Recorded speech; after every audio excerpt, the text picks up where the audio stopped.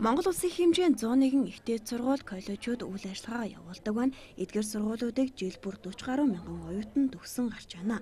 Харин эдгээр төгсөгчдийн дөнгөж 50 хүрэхгүй хувь нь ажлын байраар хангагдаж, үлдсэн хэсэг нь ажилгүйчүүдийн инээ шилжсэн судалгааг боловсролын яамнаас өгч байгаа.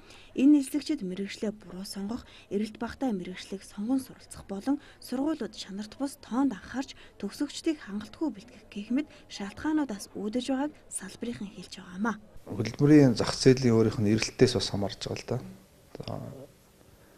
Яг өнөөгийн байдлаар инженер техникийн мэргэжлүүд илүү эрэлттэй байгаа шүү дээ. Тэгээ энэ мэргэжлийн төгсөгчдийг ч гэсэн бас хувийн хвшлийнхэн байгууллагууд бас бараг төгсөх курсээс нь ахуулаад гэрээ хийгээд ажилд авчдаг. Зарим мэргэжлэр бол бас төдийлөн бас ажлын мар хангалттай биш баг. Ялангуяа нийгмийн талын бизнес эдийн засгийн чиглэлийн мэргэжлэрийг суралцдаг болсон. За эдгээр мэргэжлүүд бол харьцангуй хөдөлмөрийн зах зээл дээр эрэлт багтаа байгаа. 4 жил болсон болоогүй суралцаад диплом өртөлн төгсөгчид жил ирэх бүр нэмэгдэж, харин ажил олгогчид дөнгөж төгссөн оюутнуудыг ажилд авахаасаа татгалзаж, туршлагатай олон жил ажилласан боловсон хүчинг сонгож байгаа нь зах зээл юм. Ажил олгогчдын зүгээс хэлж байгаагаар ажлын байран дээр очиж байгаа оюутнууд ажлын байрны шаардлага тэнцдэггүй, наад захын багаар ажиллах, хүнтэй харьцах, хурдтай байх, мэдээлэлээс хоцрохгүй байх гэсэн нарийн шаардлагуудыг биелүүлдэг гэсэн шалтгаануудыг хэлж байна.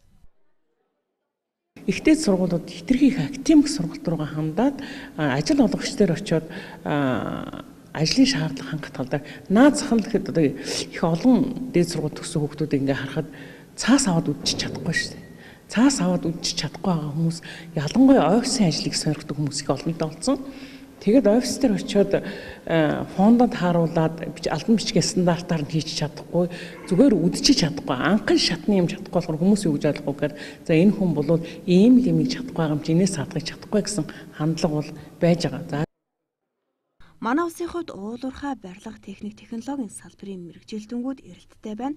Эдгээр салбаруудад боловсон хүчин хомсоо сууж гадны улс орнуудаас ажиллах хүчийг авч байгааг ажил олгогчдын зүгээс хэлж байгаамаа. Харин илүүдэлтэй мэргэжлийн тоонд эдийн засагч, орчуулагч, менежер гэх мэт мэргэжлүүд багтсан байна. Гэтэл эдгээр мэргэжлэр жил бүр олон тооны оюутан төгсөн гарч байгаа юм. 4 жилийн хугацаанд суралцаад төгсөж байгаа оюутнууд ажил олох хэцүү гэсэн хэдий ч мэргэжлэрээ ажиллана гэсэн итгэл найдвараар дүүрэн байна. Тэгэл хүн болгон янз бүр байлгүй. Мэдээж эцэгийнхээ мөнгийг өрөх гэж орж ирсэн нэг байна те. Мөнгөний өрхөө хажуугаар сурах гэж орж ирсэн нэг хэсэг байна. Энэ хүмүүсээс шалтгаална да. Ажлын байрны хүрэлцээ муу болохоор л тэгж байгаа болоо гэж байна. Тийм. Гэхдээ нөгөө ажилтны хүмүүс их байна гэдэг. Гэхдээ оюутнууд болохоор өөрсдөөс нь шалтгаалж байгаа юм болоо гэж боддог шүү дээ. Энэ яагаад энэ хүмүүсийн ажлын байр олдохгүй юм гэхээр хувь хүмүүнээс шалтгаалдаг. Өөрсдөө ажил болохгүй тиймэрхүү асуудал байна л. Тэрнээс яг өөр хичээх юм бол ажлын байр олдчих дарах яаж жаад. Одоогаар ажлын байр олсон байгаа юу? Яг одоогийн байдлаар бол ажлын байранда тийм диплом одоо өнөөдөр авч байгаа болохоор яг тийм ажлын байран дээр тийм юу анкет бол бүгдэггүй. Тий одоо болохгүй бүглэх бах та. Ер нь бол байгаа штэ ажлын байр. Тэгээд тэр хүмүүс нь өөртөө яг оюутнууд ч нэгэл ажиллах амарчлах гал ажиллах яг өөртөө мэргэжлэр биш хүн хүчээр ажиллах хийхгүй штэ. Тэгээл юу гэмдэ ер нь хувь хүнээс өөрөөс нь л болж байгаа. Боловсрол шинжилгээ ухааны яамнаас хэрэгжүүлж байгаа төсөл хөтөлбөрүүдийн дагуу эрхчлүүлүүдэд маш олон бодлого хэрэгжүүлж эхлэх юм байна. Тиймээс чанаргүй хүний нөөц өгөө болох цаг ойртож байж болох юм а. Гэхдээ ихтэй сургуулиудад эсэгчид мэргэжлээ зөв сонгож сэтгэл хөдлөлөөрөө шийдэхгүй байхыг зөвлөж байгаа. Хамгийн гол нь зах зээлээ мэдэрч эрэлттэй мэргэжлэр элсхийг зөвлөж байна. Мөн ихтэй сургууль, коллежууд тоонд бус чанарт анхаарах цаг болсныг боловсрол шинжилгээ ухааны яамнаас анхааруулж байна.